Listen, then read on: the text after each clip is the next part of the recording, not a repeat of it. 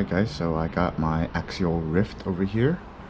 This was, it's been a short while since I've had this one on the channel.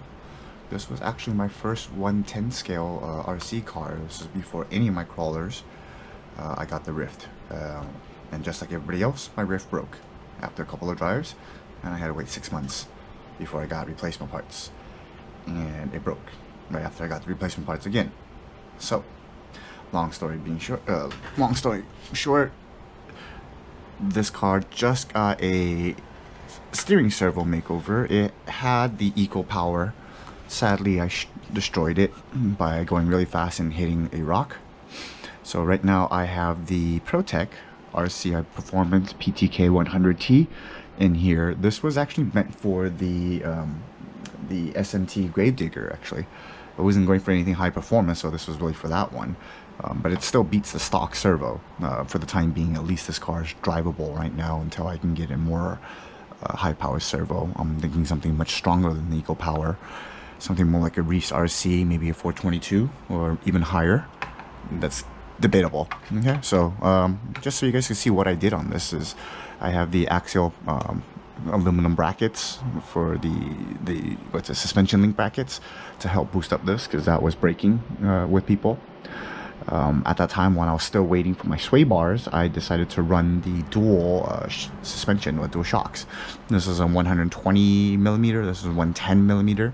It's running 30 weight oil, I believe. I redid it to 30 weight oil, so there's softer springs in here, so the car is a little bit more bouncier. I'm thinking of keeping this. I got my sway bars now, so I don't think I'm gonna switch out the sway bar. I kind of like this setup. Everything else, besides the steering servo, right, just the ProTech RC right here, everything else is really just kind of cosmetic. So I have these green steering links right here, these green body clips right here, just kind of match the green on the body. Let's see, I have those same green links back here. It didn't have enough to go on the bottom, but that's pretty much it. But this car, now that the parts, this car has been in the market for a little bit over a year, yeah, a little bit over a year now. There should be enough parts in the market now, or they're not super expensive. So I will be working on this car, upgrading this car soon. After I get the Capra upgraded, I'll start working on this one. So again, a stronger steering servo. Tires are going to be switched out. Bead locks for sure. And the motor, the stock ESC motor is pretty strong, for especially on the 4S. I'm not sure if I want to tune that out, but maybe front shocks. These are the stock ones on the front, and the shocks are basically, the cap is all the way to the top, so it rides low.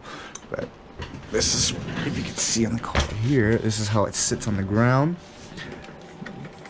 Definitely lower.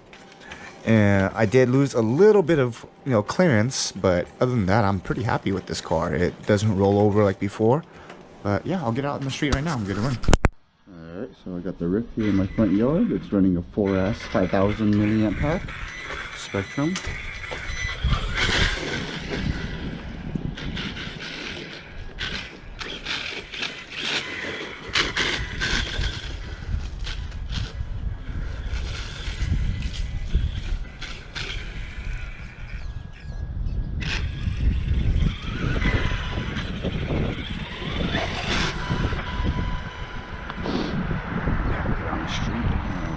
Here. See, that's the diff gear strip.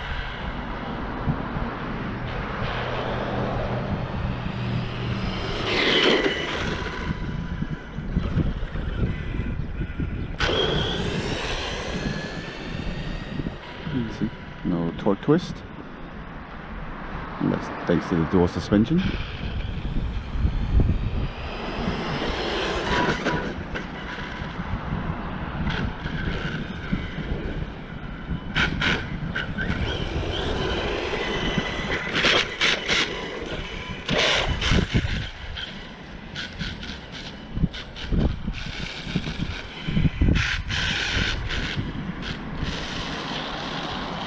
I do have another diff housing in the back for the rear, well, front row. Sounds really nasty. That's definitely the rear one.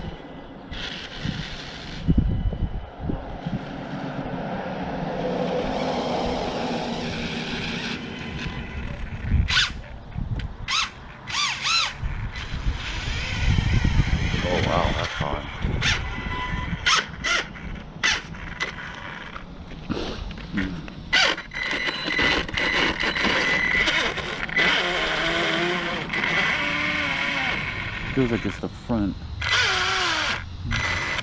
Nope, and the rear.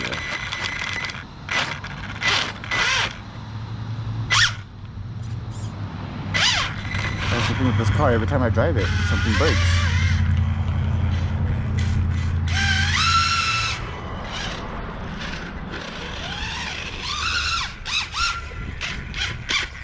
Yeah, see, that's the gear for sure.